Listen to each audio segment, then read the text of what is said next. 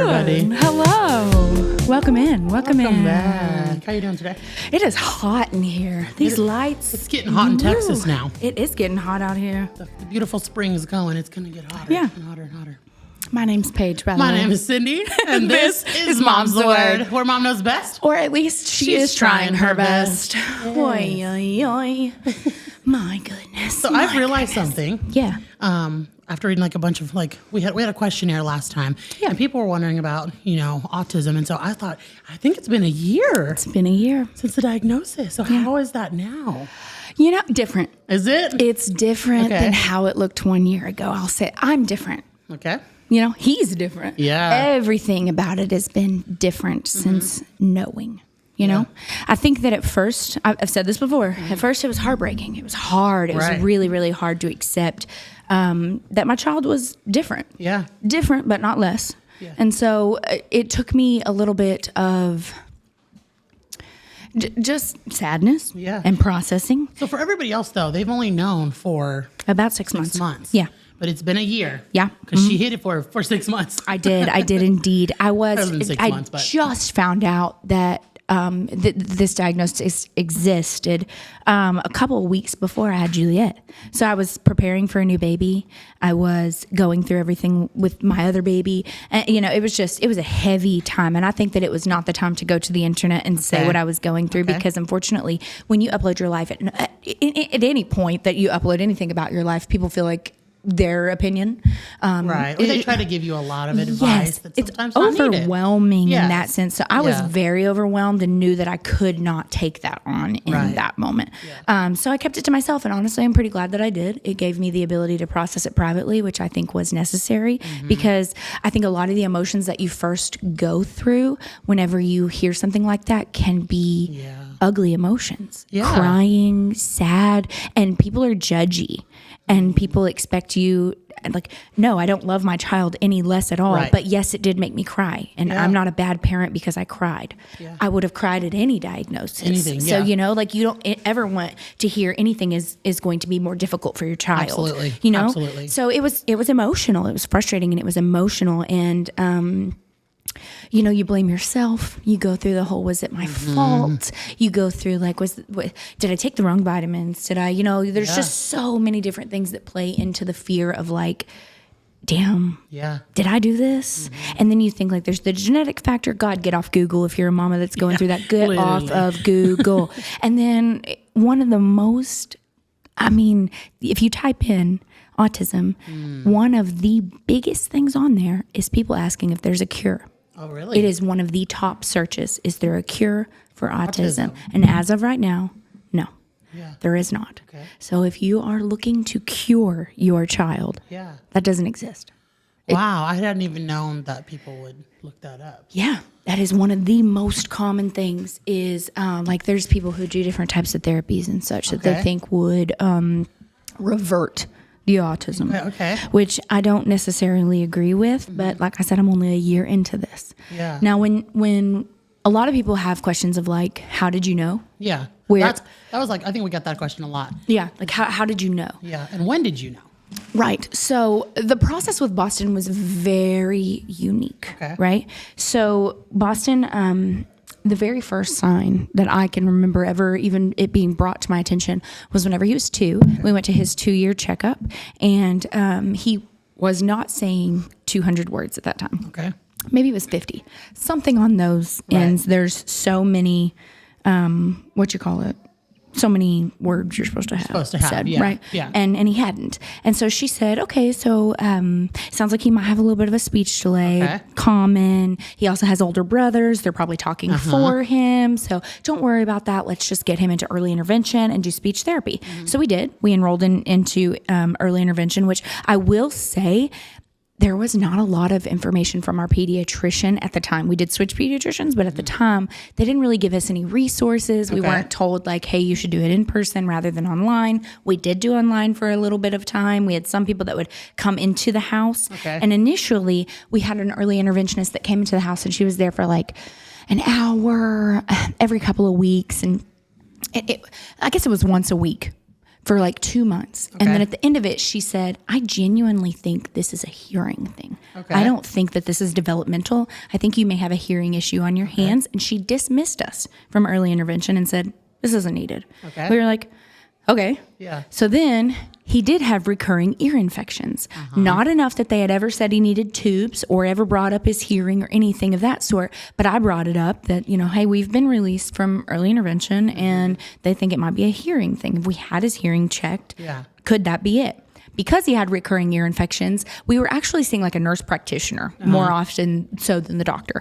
And the nurse practitioner said, in the state of Texas, under your insurance, you have to have 5 in 1 calendar year before we can even give you a recommendation to an ENT for something like that. So we had 4 at the time. We took a little bit more time. We got our 5th one on the books. We got an ENT recommendation. We took him to the ENT and they said his ears are only vibrating at 50%. Oh, wow. And so we immediately were like, oh, hearing. It's a hearing thing. So we got tubes placed in his ears. They told us we had to drain him. It was a whole thing. He was at that time enrolled in Montessori school. He was going to half a day, 3 days a week to kind of get him socialized. COVID had just happened. We weren't really around a lot of people and I needed a break. He was not the kid I could take to a grocery store. And now I know I probably could have seen signs then because now I compare to Juliet and I'm like, I can take... Looking back and seeing things. Juliet's 1 and I can take her to a grocery store and she's totally fine. She'll sit there and it's no big deal. Boston, on the other hand, would reach for things and would get upset and didn't want to sit still. It was just very difficult to take him into a store like that. So with him, it wasn't immediate in my face. I didn't see it right away. So when they said hearing, I thought, oh, well, that's got to be it. And his teacher had brought up that he doesn't really like to play in the groups. And she felt like it was because he was getting overwhelmed. So we thought he was becoming overwhelmed with the sound, being able to hear suddenly that it was just too loud. It was too much. And he was becoming very heightened about it. And I can remember when I decided to pull him from Montessori was because we would pull into the drive into like their parking lot and he would start to cry immediately. I would try to take off his seatbelt and he would yank at my fingers and beg me not to. And he didn't really have many words then. He could say like mama, dada. So the fact that he was showing me I'm uncomfortable and I don't want to be here made me very uncomfortable. And so within a couple days of him doing that, I pulled him. And I was like, he doesn't want to go. I'm forcing it on him. It's too loud. It's too overwhelming. And he needs something different. He's going to need a quieter setting until he gets used to this. So that's what we did. And when you got the tubes though, he did say more words. Absolutely. All of a sudden he was saying like ready, set, go, 1, 2, 3. He could count to 10. He could spell his name. You're like, oh, that's good. Yeah. I was like, well, hell, this is what it's been. Like it's been his ears. And so we did speech therapy again. And as he continued speech therapy every week with that, I could just see he wasn't like other kids. And I was having periodic meltdowns, like very periodic meltdowns. Like after a couple of weeks, I'd do speech therapy and I'd ask the speech therapist, like, do you think he should be saying more? He should be, repeating after me more, things like that. And she would reassure me like, no, this is very normal. But I would start every few, meetings with her in tears, feeling like I could see something wasn't clicking. Because he was getting closer to 3 at this point, right? Yes, yes. So I was just like, something is not the same. And so we went to his 3-year checkup. They said, still speech delayed. Everything looks good. Ears look good. Tubes are great. Didn't bring up anything. Anything. At 3.5, as I'm preparing for the other baby, I can just, there's just something in me saying something is there. And I noticed that whenever we would go to Target, right, in order to keep him occupied, if I wanted to go to a grocery store, I would buy him a coloring book. And he would sit and color.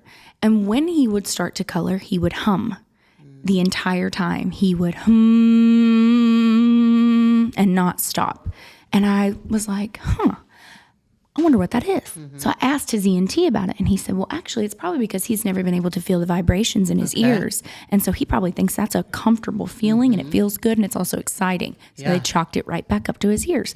And so then he would hum, and you can Google, like there's a lot of children who get hearing aids, and they hum afterwards because they can feel it. So it all seemed to be in line with that. But there was just something in me that was like, I just don't see it. Like he's just different than other kids. And, then you go to a store, and I can remember being at IKEA with Mark, and there was a little boy in line, and he was just talking to us. He was talking about his birthday, all these things. And then my husband said, how old are you going to be? And he said, I'm going to be 2. Oh, wow. And Mark was like taken back. And he was like, oh my God, he just had a whole conversation with us. And I can remember being like, oh, wow, like that's a going to be 2-year-old, and was just so confused. Like, okay, well, is it really that delay?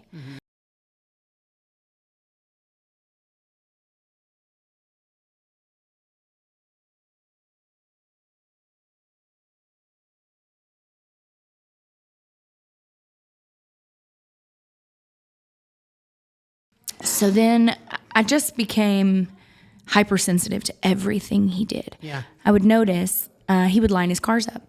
And if I moved one, it didn't upset him. He did not become elevated. He didn't mind that I moved it. So I thought, well, maybe not. Okay. But then he started to categorize his toys. And he would have a mess. Y'all, he loves a messy room. He loves to dump everything out. It's not messy to him. But it's not messy to him because in one corner is every Toy Story toy. In the other corner is all the Super Mario. Then we have our blocks. Then we have our colors, and they're all in piles, and they're all coordinated together to the point that he was gifted the Little People, the Dallas Cowboys Little People, and he saw them. And the year prior, we had gifted Vance some little basketball souvenirs that had little men in it that were the basketball players, and they like sit on top of it. It's the whole thing. We had them in a glass case in Mark's office, and Boston looked at the Little People, knew they were sports, and ran and went and got the basketballs and got them together. So at that point, I knew he understood things that belonged together, but didn't understand why he had to group them together. He could not play with them separately. Imaginative play was also kind of less than other kids, you would say. So like, whereas like he would pick up a baby and pretend to feed it a bottle, he wouldn't like know that he was being mommy. Okay. You know what I mean? He just was doing what he had seen done. He was not imagining a scenario himself. So I started to see those things, and that's not really a lot of things. No. He did not walk on his tiptoes. He did not do hand flapping. He did not get elevated whenever he would get upset. He didn't throw tantrums when we left preferred places. Yeah. He didn't do any of those things. So I really didn't see it, but I did, if that makes sense. I remember talking to you about it. And you were like, I'm just going to do it just because, like, just in case. Like, oh, he's so fine. Like, oh, he does this. And when you talk to him, he looks at you. And like, he makes eye contact. He says hello to people. So I was talking myself out of it big time, talking myself out of it. But the spectrum is really large. It's wide. And it goes like, there's just no child like another. Right. So I pushed for the diagnosis. I pushed for I believe they call it an MCAT. It is the type of evaluation, is the test that they do to determine whether or not they think a child has autism. Right. And so we scheduled that. I can remember when she first told me, the doctor first said, I don't see autism. He's very engaged. And if it is, it's going to be considered mild, which was strange to me that there could even be mild, moderate, severe. Like, what does that even mean? Right. And at that young age. He was 3. It's hard to determine what is, you know, on the spectrum and what's just a 3-year-old being a 3-year-old, you know? Yeah. Because, like, I feel like all of the things you said, I'm like, okay, like, that could just be considered. Literally. Yeah. Anything. Yeah. He didn't do anything that just said in my face, something is different. But you just knew you needed to make sure. There was just something. Okay. There was just something inside of me that couldn't let it go, that wouldn't stop Googling it, that wouldn't stop Googling, like, 3-year-old hums when he colors, sign of autism. And so I just knew something, there was something deeper there. And then maybe, do you think because you have Dylan that you were like, okay, well maybe, like, did you ever feel that? So it was just like a gut feeling. I never compared the two of them. Because they're completely different. I also was not around Dylan whenever he was little. Now, I have seen Dylan in elevated moments before. He was 11 whenever I met him. So he was still learning how to regulate and things like that. He still has moments now where he'll get upset. He just knows how to calm down now he's been given different resources. Yeah. But I didn't see him in the toddler stage. Okay. So I couldn't compare the two. And Mark was in dental school whenever the boys were younger. So a lot of him doesn't remember, you know, and he's a dad, to be fair. He's kind of in la la land sometimes. So he couldn't tell me, but he was also in denial. Right. He was like, no, I don't see it either. So when nobody wants to just automatically. No one wakes up and says, I hope I have a child with a disability. Right. No one does. So then we went and we had his evaluation done. And when we had his evaluation done, I remember walking out of there and me and Mark looking at each other and being like, he's so good. Yeah, I remember talking to you. He did so well. Like he was doing everything they wanted. I remember that conversation. It all boiled down to this one activity that he wanted to do that she said that no, he has autism. And I can remember the way I got the diagnosis was very hard for me. They gave the diagnosis and they let me know by email because they send it over to your pediatrician. Okay. They let me know via email that they had sent that information over to the pediatrician that I needed to schedule to get the results, yada, yada. I'm not the type that can do that. Yeah, no. I want to know right the fuck now. Yes. So I called my pediatrician office and I said, hey, they've let me know that you guys have the results. Can I talk to, this doctor? Yeah. Oh, well, that doctor is going to be on vacation for 2 weeks. Oh, well, I'm not waiting 2 weeks. Yes. I'm going to have a baby next week and you're going to tell me what I need to do with my other baby. Yes. So that doctor actually called me off her cell phone and let me know that they had said that he... It's hard for her to even say now. It's okay. That he had autism. And I remember they send you the email, right? So they send you the form. And when it said it, whenever I looked at it in writing, I was like, there's no way. There's no way this is real. And it broke my heart. It broke me into 1,000 pieces, not because I give a shit. I don't care. I don't care. It's because of y'all. It's because of the strangers and the people out there that I can't protect him from. Yeah. And being a mom who already has anxiety about everything I want to protect him from, that was hard. That was really hard for me to the point I hid it. I straight up hid it and didn't want anyone to know because I thought I was going to protect him. Mm-hmm. If no one knew, then they couldn't look at him differently. Yeah. And so whenever they gave the diagnosis, a pediatrician let me know that the only thing that they have as of right now as a resource to help children who have autism is ABA therapy. Okay. And online, I had seen nothing but bad things about ABA therapy. Yeah. And so I was very, very nervous and almost against it in the sense of like, I don't want anybody to be mean to my child just because he's having a tantrum or anything. Mm-hmm. And my pediatrician was like, that is not what ABA therapy is. Okay. She was like, maybe when they first began, they didn't have the best practices, maybe. Okay. She said, but now it's a very good resource. It's going to help him to regulate his emotions and help him to advocate for himself. Mm-hmm. It is not going to mask his autism. Okay. And that was what I was very worried about, is the judgment of people thinking that I'm trying to cure the autism, trying to take it away, trying to hide it. That's not what I'm doing. Now my child's 4, okay? And he's very clearly autistic. It's so obvious now, as he will headbutt me repeatedly. Just because he's got a happy stem, or he hums, or he jumps up and down. Like he does different things now that I see far more than I did when he was 3. And I think that's why they say later diagnoses are more common. Right. Because now I can see it, whereas whenever he was 3, even as his mother, I couldn't. Yeah. Even though I could, I couldn't, if that makes sense. So it's very hard. That's a very hard side of it. Mm-hmm. But now I catch myself trying not to label him. Right. Trying not to warn people because his behaviors will be a little different sometimes. Bless you, Ben. His behaviors will be a little bit different sometimes, but not often. And I just feel like it's not something that you need to keep explaining to people.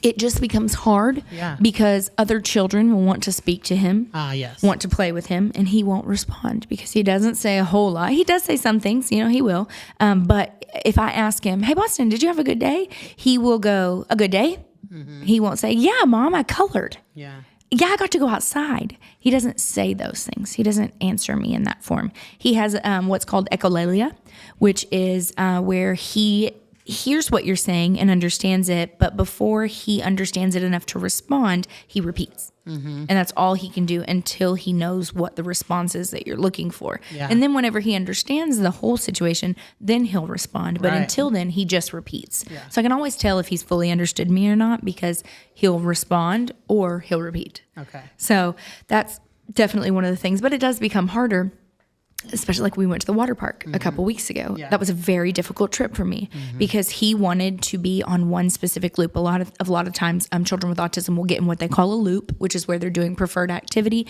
and they like it in a certain way. Like I like to like A, B, C. Okay. And they go A, B, C, and you can't go A, C, B. No, it doesn't go that way. We got to do it this way. Well, Boston wanted to go round and round and round and round and round on this one specific slide.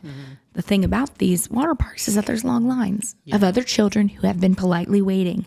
And so I am desperately trying to calm him in a line of other kids as he's turned to headbutt me. He's frustrated. Yeah. You're not listening to me, Mom. I want to go on that slide. And I'm trying to say, you have to wait. Yeah. You have to wait. And other kids, why is he crying? You have to wait your turn. You know, it's just so hard, as well as like, God forbid he does cut a kid. Because there was one time I didn't go up there with him and he sure did cut in line. Or a mom tried to tap him on the shoulder to be like, hey, you have to go to the back. And she just kind of rolled her eyes like, this kid's fucking ignoring me, which makes me then want to be like, hey, my child has autism, he didn't understand you. But I can't be aggressive in that sense because they don't know. No, they don't know. So it makes it very difficult, and I won't lie to you, it makes it to where you don't want to go out a lot because you don't want to have to constantly say, I'm sorry.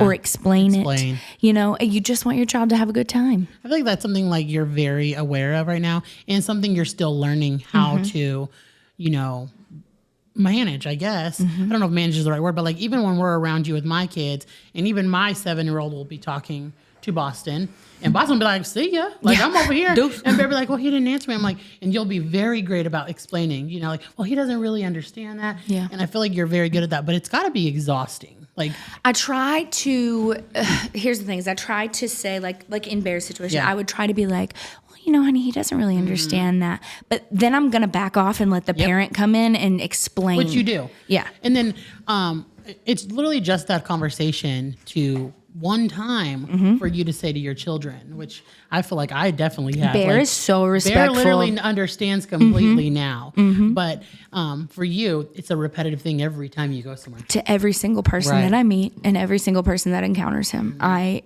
have to be like very hyper aware of how he's acting around them. And if they're going to be kind to the situation. Because a lot of people will judge too. We had this conversation about the whole kids in public thing. If my child is stimming or upset, I can't control that. I don't want him to be upset or elevated in your presence. I'm embarrassed that you have to see this side. Not because he's any different than any other kid. All kids have tantrums, but I'm embarrassed because I know you're looking at him to judge him. Well, and I think maybe like you don't know how to handle the situation, you know, and that's so hard because you just feel like from all areas. And sometimes I don't. Right. Sometimes I don't know how to handle the situation. I am going through this. You're just trying to get for the very first time myself. I'm genuinely just trying to make sure that he has the most resources and a good team behind him of people that love him, and so that he knows like he's not any different. He's no less than these kids. He is, you know, he's learning and doing on his own time, and whatever that looks like is perfect. Yeah. So you're saying like that ABA gets a bad rep online, which it really does, but it has worked for you guys, right? Like you feel, and there's a lot of moms out there that need to hear this because I see a lot of comments like, well, mine's in ABA therapy too. And like, it has been great for Boston. He speaks. Here's the thing. We are giving him resources to advocate for himself. So if a friend comes up and takes something from him, he can say, hey, no, that's mine. I wanted to play with that. We're teaching him to regulate his emotions. So if he gets angry rather than hurting himself by headbutting something, we're teaching him to squeeze it out in a pillow. Oh, get it out, you know, like feel it. We're not teaching him to not feel it. We're teaching him to feel it in a healthy and safe manner, because unfortunately he has what's called SIB, which is self-inflicted bodily harm, and a lot of children who have autism do, and you don't want them to hurt themselves. I don't want him to hurt himself. So they're teaching him how to regulate that emotion. They're not teaching him how to remove the emotion. he's still going to be upset. And that's a normal human emotion to feel. But I don't want him to headbutt a wall and give himself a concussion because of it. Right. So that is what ABA therapy is doing for my child. I love that, yeah. If I ever felt like it was crossing a line of taking away his sparkle, I would pull him. Absolutely. But as of right now, he gets speech therapy twice a week at the ABA Center. The ABA Center is amazing. He is always 100% of the time one-on-one with an adult. He also has a behavioral health therapist. She comes in and will do like a two-on-one with him. He gets playtime. He gets peer time. They're teaching him to share, to color, to use different words, to all sorts of things. He has all sorts of different programs from like learning to count to 20. Yeah. You know, he also gets to sit in peer groups with his other friends while they read story times, and it teaches him to sit politely and listen. Yeah. You know, like different skills that you would teach your kids that children with autism typically struggle with. Okay. Structure is not really one for them. They kind of live in their own world and want to dance by their own drum, which is completely beautiful. But in big social settings like school, you cannot do that. Right. You got to sit down and listen to the story. Yeah. So that is what they're teaching him how to do, is to prepare him for school. Yeah, and he's happy there. Oh. Like, I know you are huge on that. Like so when you sent him there. to the other school, he was not happy. Yeah, and I could tell. He loves running there. Oh, he runs inside. Like literally, he could care less whenever I leave. I'll be like, bye, Boston. Have a good day. He's like, bye. Oh, he's ready to go. Goodbye, Mom. Bye. Get out. Like, I'm just so glad that helped. And he's like really thriving with that, because it's got to be hard to send him, you know, because you want to protect him, right? Like that's. And I want him all day. Yeah, I don't want to share. No, and also like he can't verbalize everything, and knowing that you can trust these people in this environment is so amazing. He cannot come up to me and say, "Hey, this person hit me," or "They told me that I was stupid," and so I can't, you know, I can't imagine. If he was going somewhere that he didn't feel safe, and they were doing something to him that he couldn't tell me. Right. I can see in his energy whenever he gets out of the car every day and he runs up those steps and runs into the arms of his therapist and hugs them and says, hi, and will name them. Like, I know he's happy there and that they're taking care of him. And that is all the difference. So if you are looking into therapy, daycare, anything, watch your child's cues. Yes. They will tell you if they're comfortable or not, with or without their words. They will tell you. Right. I could not be happier that I pulled him from Montessori, even though I really, really thought that it was the route that he should be in. ABA was hard because obviously, like at first I would just tell people, oh yeah, we just enrolled him in school. And I didn't tell them what he was doing. And then I remember explaining it to one mom. We were talking about, yeah, well, you know, he's going to school. They're helping him with his speech therapy and such. And he kind of has like more one-on-one time. And her being like, oh. And then she actually went to Azita and said, I think Boston's in ABA therapy. And I hadn't yet told her. Yeah. So, and I do remember whenever I told Azita, she cried immediately. She immediately burst into tears. And she actually said to me, yes, she does love my children. She said, I knew. And I could tell. That was going to be my question. But it was not my place to step into your motherhood journey and tell you. Nobody. I knew you would figure that out on your time. And so I've been around children now that I'm a year in, that I can see different traits. And it's not my place as a parent to say, hey, this is a trait of autism. I'm not on that journey with you. That's your journey to decide as a parent for your child. And you know your child better than anybody. And I will say this, I think we all are a little bit, because I have traits of autism. Whenever I get overwhelmed, you better believe it, I've punched a wall. It's just that spectrum's so big that you're like way over here. Huge, yes. Yeah. There is just, it's huge. So, and also, here's my thing, mama, daddy, parent, whoever's listening, and you're listening to this because you're questioning, this is so hard. This is so hard to hear that something might not be right with your baby. Yes, it is. It is so hard. You're not alone. You're really not alone. And when I said it out loud and I finally told the people that mattered to me, they picked me up and wrapped me up in love and wrapped up my child in protection. And it just does, it helps a lot, especially whenever your friends and family know if you go into a public space and they see you overwhelmed. We're all watching. Like at the water park. We're all watching. Cindy saw me before my husband. Where's her husband at? I wouldn't have found more. Yeah, she did. Sir. She said, "Sir, your wife is overwhelmed. Go get her. You need some help. You needed help." So yeah, I mean, it's just so nice whenever you think at first.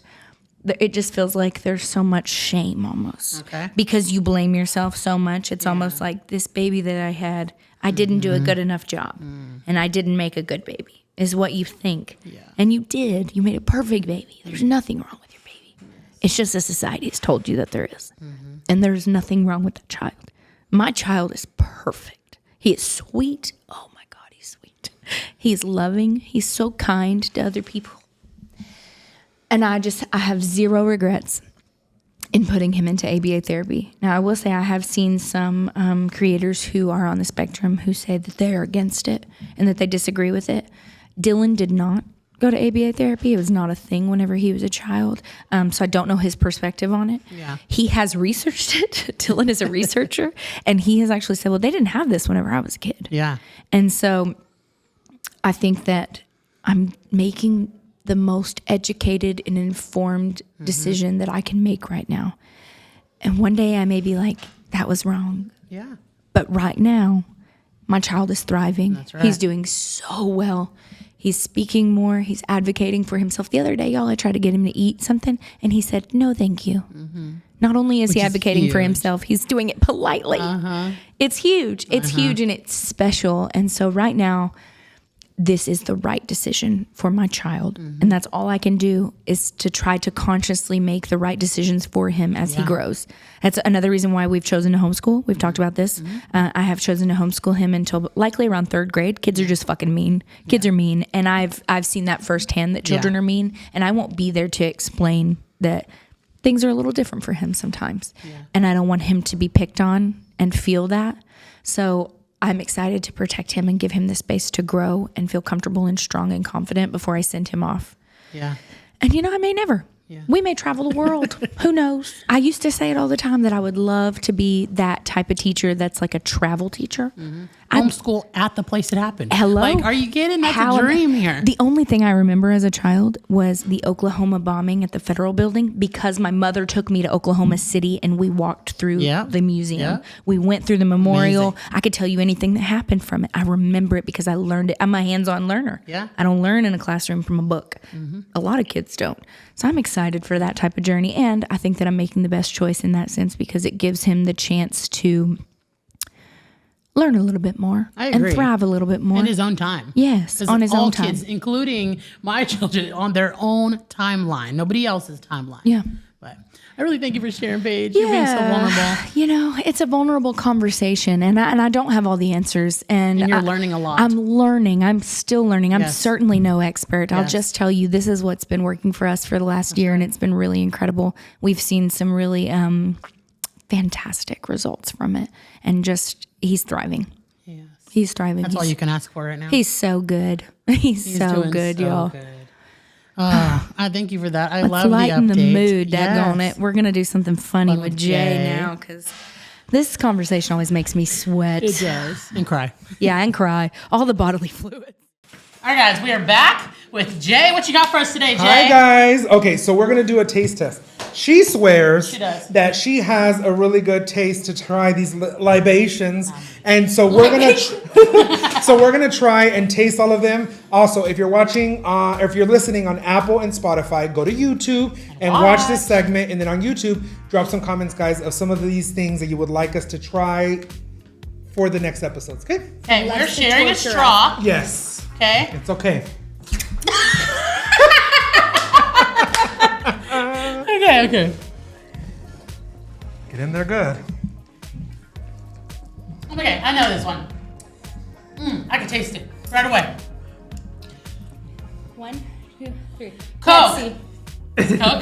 Pepsi. It tasted like it. Okay. Okay, number 2. Let's go to the next one.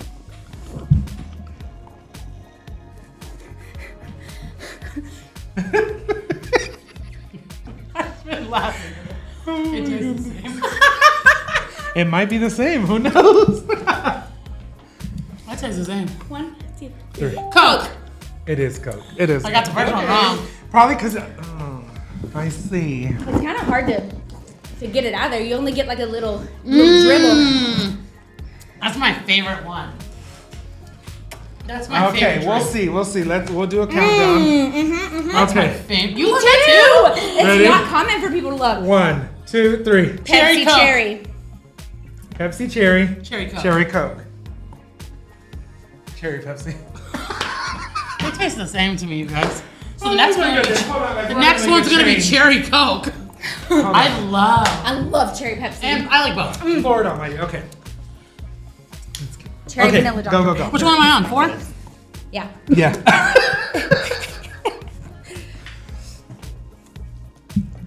Oh, okay. I got it. I love your faces. I swear. It looks so funny. He's like, y'all are silly.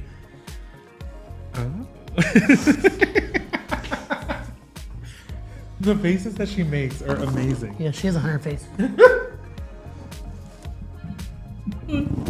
Okay, maybe. Okay. Is it the knockoff brand? 1, 2, 3. Dr. Pepper. It's cherry Coke. Dr. Pepper. It's definitely Dr. Pepper. Mr. Cherry Pibb? Coke. Mr. Cherry Coke. Pibb? But that makes sense because Dr. Pepper, one of the 23 flavors is cherry. Not So- Mr. That literally tastes like Mr. Pibb. Oh my Yeah, goodness. cherry Coke. Okay, let's go to the next one. They're warm. Y'all, I literally don't know. They were cold, but I forgot to put them in the fridge when we got here. Wow. I'm not gonna be good at this game. Wait, this one? Did we just do this one? No. No. We just skipped a hole. So we do this one? Yes, this one right here. I'll hold it for you. I don't freaking know. That could be like 3 things. She's really good at this stocking game. Guys, we're gonna have to have a segment where I try it because I swear I have a really good palate I don't. and see.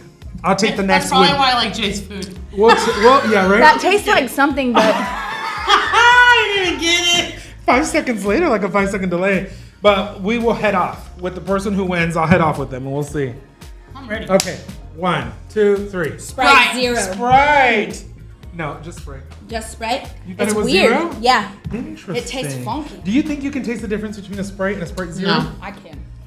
I It can't tastes taste like the difference between aspartame. Pepsi and Coke, so. No, that's a regular old crisp Sprite. If they were cold, I bet I would know. Yeah. Oh. Maybe that's why. I wouldn't. My food ain't cold.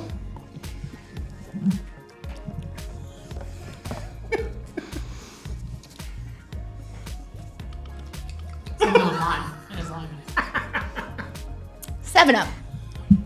Oh wow, she just said it really Why quickly. did you say it like that? Is 7-Up? Cindy's gonna be like, It's 7-Up. you're saying that because she said I it. said it That something with tastes lime. like when I throw up. Yeah, but all of a sudden That's she 7-Up. said it, and now you're like, No, I don't know what it is. I was gonna guess Coke with lime. Lord Almighty. That tastes Pepsi with lime. 7-Up. That is 7-Up. Oh. So 7-Up or are y'all Starry Coke Night? girlies or Pepsi girlies? Well, apparently I don't know the difference. So. I'm actually a Dr. Pepper girl. So. I like Coke products the most, but I like Coke products. Zero. I like Coke Zero too. Coke Zero.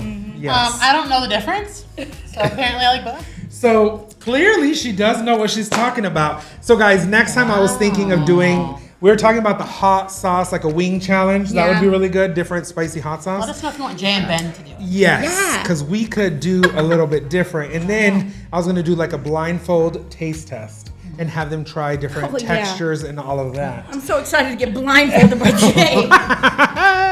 So yes, That'll be fun. Thank you, Jay. you're This was welcome. so fun. I'll see y'all later. Bye Bye, guys. Jay. Let me get that Coke.